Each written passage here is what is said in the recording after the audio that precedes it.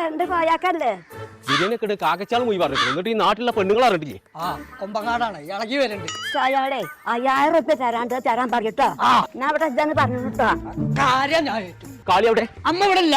ഇവിടെ പാടുന്ന ചോർന്ന് അമ്മ കാളിയെ അമ്മയ്ക്ക് കൊടുക്കാനുള്ള 5000 റുപ്യ കൊടുക്കാൻ അമ്മനെ കാണാൻ പറ്റൂല. അന്റെ അമ്മക്ക് 5000 റുപ്യ അല്ല 5 ലക്ഷം റുപ്യ കൊടുക്കാനാ ഞാൻ വന്നിക്കണേ. ആണോ?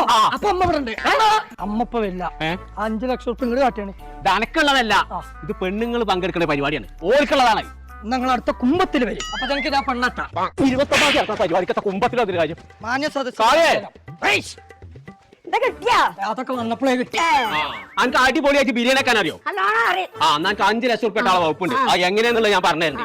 1000 റുപ്യ ഇവിടെ മനുഷ്യന്റെ തലന്റെ താല്പര്യം എപ്പോഴും മാറിയില്ല.